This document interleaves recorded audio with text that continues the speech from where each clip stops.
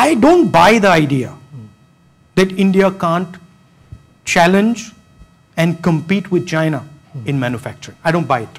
A extremely nasty form of politics is playing out in India. We will fight him and we will beat him. The idea of India that Gandhiji envisioned was an India where everybody felt they had a home, everybody felt comfortable, regardless of religion, regardless of community, regardless of state. I'm sorry to say it, but that is an idea that's now being challenged. It's not apparent outside how aggressively it's being challenged. But the fact is that Mr. Narendra Modi won the election. He controls lawmaking in India. We will fight him and we will beat him.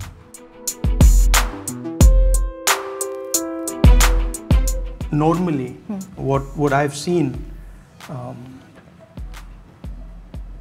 in India is people go to the judiciary for justice. Yeah. And for the first time in my life, I saw 4 Supreme Court judges actually go to the people for justice. So they actually went to the press and said, listen, we need the people to hear our voice because there's something fundamentally wrong. I don't know if you know the details about details about the comments they were making, but at the center of that issue is the case of Mr. Amit Shah, right? So there is a challenge to the institutional structure of our country. I don't buy the idea that India can't challenge and compete with China in manufacturing. I don't buy it. Our record in the UPA was better than the BJP's record, but our record wasn't exceptional. Their record is actually particularly bad. In fact, you have the highest levels of unemployment in India are today, in 8 years. How I see the problem, there is a disconnect between our skill system and finances and technology. Problem is, policy is not connecting that skill base to technology, to money. How much money did they put in that scheme? The fiscal deficit would go high, that much I know. But how much money have, see, in politics, if you say, listen, I'm going to give you this, in your budget you got to say, this is how much I'm going to put to give you that. How much have they put? Anybody in the audience now? Zero. Zero. There is no money. So, I mean, if those are the rules we're playing by, tell me which scheme you want. Right. Which one do you want? One complaint I have of the BJP foreign policy in general is that it's very tactical and it's episodic. It's not strategic. India has a role, I wouldn't say a responsibility, but I'd say certainly a role where we have to engage much more aggressively with the outside world. We tend to get focused inside. We're a pretty complex country, and every now and then we'll start to look inside and start ignoring what's going on outside. So I think that is something that we should be aggressively doing.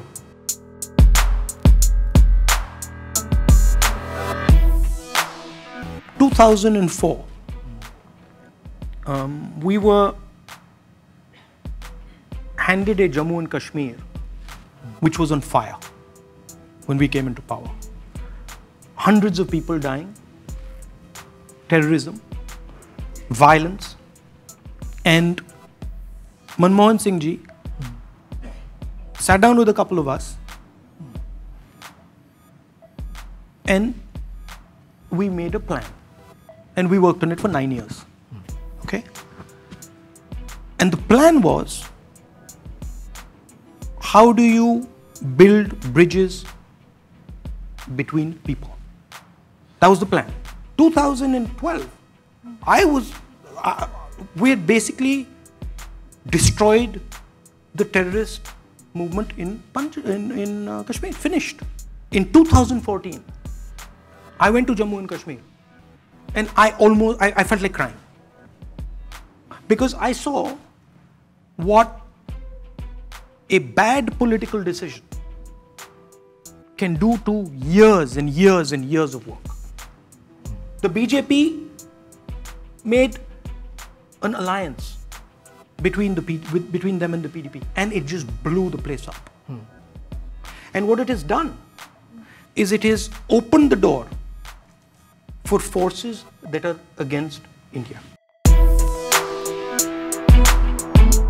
Why is it that during the years that your family ruled India, India's per capita income was growing less than the world average? And yet, in the years since your family relinquished the Prime Ministership of India, India's per capita income has grown substantially faster than the world average. I'm proud to sit in a room and have a gentleman say this to me. Now you notice something else. Mr. Narendra Modi would never do that. You would never have the ability to say what you said to me in front of Mr. Narendra Modi. And I am absolutely blazingly proud of that.